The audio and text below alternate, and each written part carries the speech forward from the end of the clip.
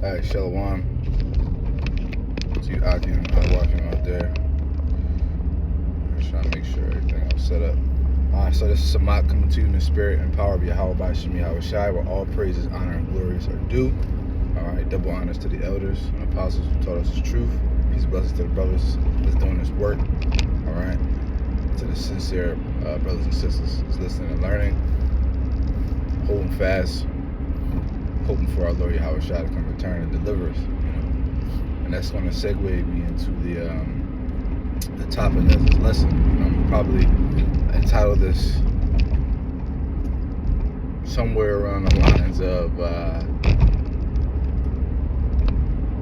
light is our affliction, or the good fight, something of that sort. All right, because light is our affliction. 2 Corinthians 4:17, it says, "For light is our affliction, all right, which worketh far more greater for our exceedingly greater and eternal weight of glory." Roughly paraphrasing, man. Just talking about how light, that the trials and tribulations that we go through here in Babylon and wherever all the brothers are, really just in this world, in this life, all the trials, the tribulations, all the hell that we catch, it's all really light work, in comparison to the glory that we're going to receive in the kingdom. And you can also precept that to Romans, the 8th chapter, and I believe the 15th verse, where that says, "For I reckon that the sufferings of this world is not worthy to be compared with the glory that's going to be revealed in us."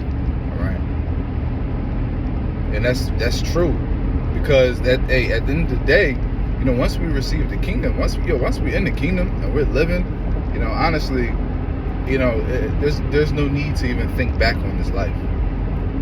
There's no, because how they say, there's a saying in the world, right, where it says, forget the past, move on, and just think about the future, or think about live in the present and plan for the future, and forget the past. Ultimately, meaning all the past mistakes that you've made, and all the hardships that you went through, you don't have to dwell on them and think upon them. All right, you can really move on.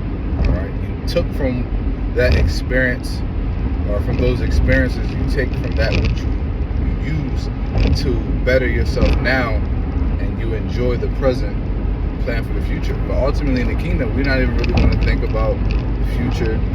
We're not going to think about the past. We're going to be in the moment. What does it really feel like to be in the moment?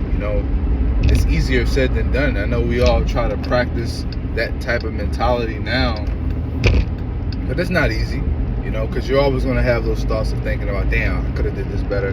I could have did that. What if I would have did this? If I would have just did this would have happened, And then on the contrary, we also think about, all right, I'm going to do this. All right, in 2 weeks, I'm going to do this. Tomorrow, I'm going to do this. 6 months from now, if I stick to this schedule, I could look like this, It's hard, man. It's hard to really be in the present and in the moment, It's really hard. But it is a mentality that we should practice, Although our hope is in the future, ultimately, because, we desire a righteous kingdom. We desire the return of our Lord Yahweh Shai, for Yahweh's power and glory and his name to be prevalent in the earth again. And then on the same token, we become joint heirs with Yahweh Shai, and we become judges and rulers, inherit the earth and, and the plethora of galaxies and, the infinite. Ultimately, we inherit the infinite and the eternal. That's where our hope is. So, ultimately, we hope for the future, but we can't neglect the present, man. We can't neglect the moment, And all the things that we go through in this moment, are all stepping stones and lessons for our growth. We have to, when one obstacle comes, you step on top of that and you overcome that obstacle to elevate you to higher heights, to elevate you to higher intellect, all right, to higher knowledge, to higher understanding. Because through experiences, if you go through each experience that comes your way, if you go through those experiences with the intent and the mental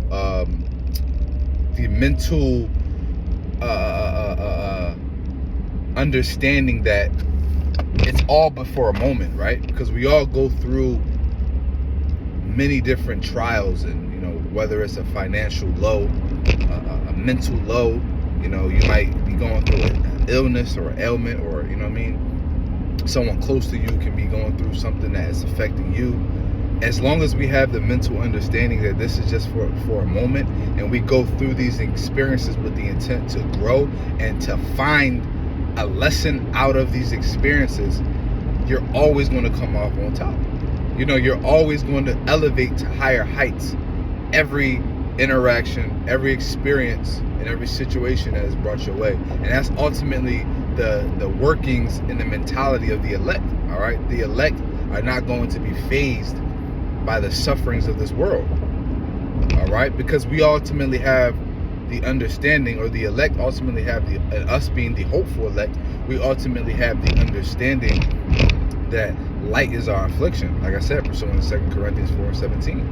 All right, and then when you go and jump over to 2 Corinthians, the 7th chapter, and you read down a little bit, you start somewhere down around like the 5th verse or so, and it starts talking about that city that is set on a broad hill, roughly paraphrasing. A city that if a man cannot overcome the trials that is set before him, right, or the obstacles or the sufferings, the lows, if you can't overcome those things that's set before you, right, how can you expect to inherit eternity and the infinite? How do you expect to inherit that if you can't overcome a little financial struggle, if you can't overcome a little depression, if you can't overcome a little sickness, if you can't overcome a little oppression, and it really hit me because with my work now, I'm transitioning into a new field of work, and that transition period, the transition is always rough.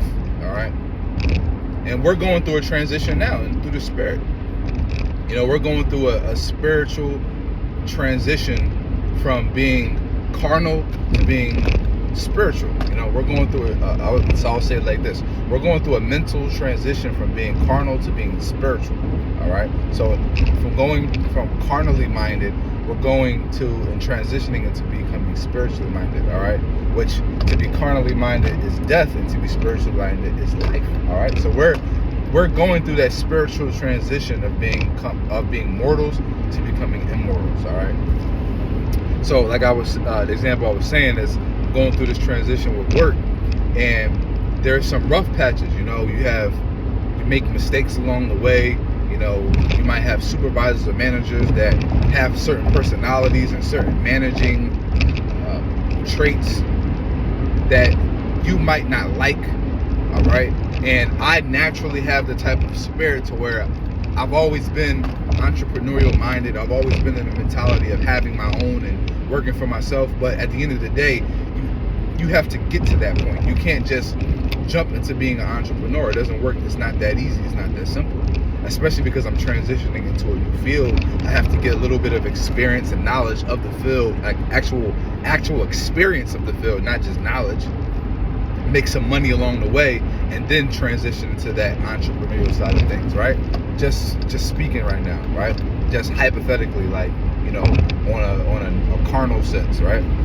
But the point I'm trying to make is that I have a supervisor, right, who, and it's a woman, right? So that automatically, there's automatically some level of pride that comes with that, and she's an Edomite, all right? So there's certain management styles and traits that she has, right? She's kind of a micromanager in a way, and I have a natural lion mentality. I have a natural leader mentality. So I go into things with that leadership mentality, but I'm learning that I have to kind of dwindle that a little bit, and I gotta go play the game. You gotta learn that you gotta play the game. But ultimately, really, when I'm going through certain conversations with her and certain things happen, I happen to come into this mentality of, man, like, fuck this job, man, fuck this shit, bro, I'm done, I'm quitting, you know.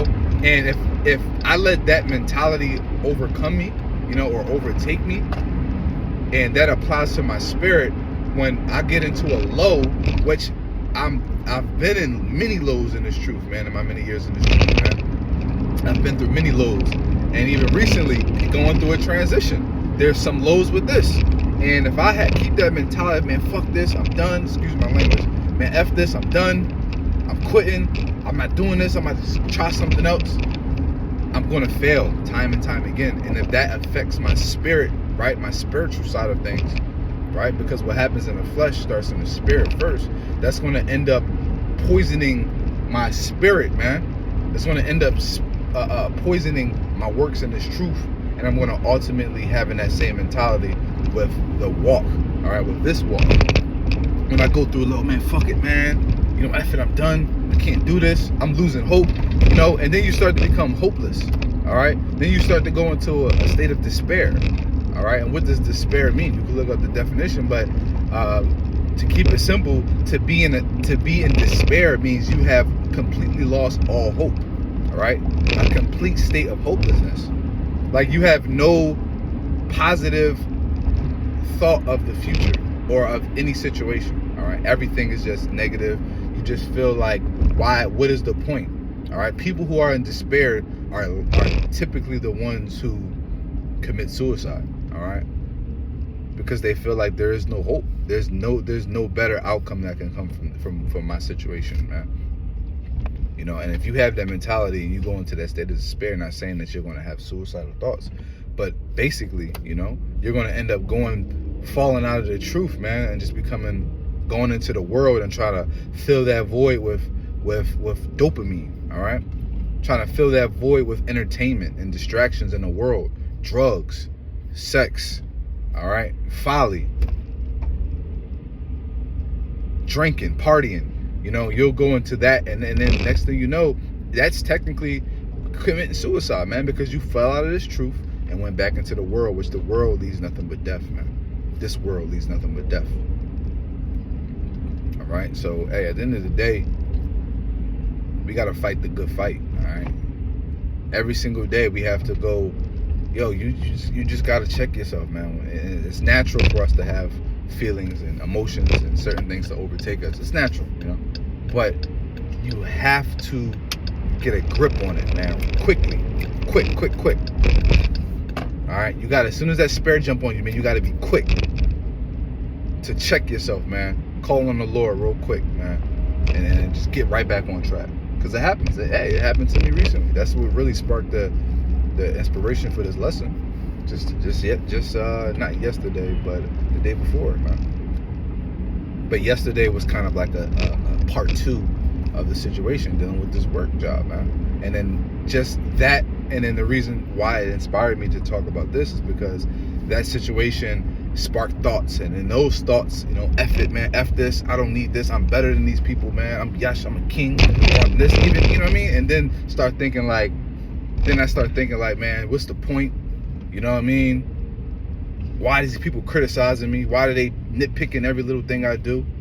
You know, and then thoughts of things in the spirit, like, damn, you know, that one brother, he checked me, man, he reproved me on this. What's the point, man? I can't get right. I'm never going to be on no type of level. Hey, but guess what? Checked it quick, man. And those are just demons, man, hopping on you. That's all that is. Because in reality, you know, you know your worth, you know your value, and you allow these demons to come off of these people to hop on you and try to believe the very thing that they want you to believe, or they think that they might even be intimidated by you. And I personally believe that the people I work with are intimidated by me, man, because I go to work and I do my job very well. Yes, it's like I said, I'm transitioning into a new field, so I've only been working in this field for about 3 months at the most since the end of October, so give or take going on 3 months. So yes, I make little mistakes here and there, but we're human. But the messed up part is that Esau feels like if you make one mistake, that's it, man. And it's crazy, man. So, but at the end of the day, performance, man.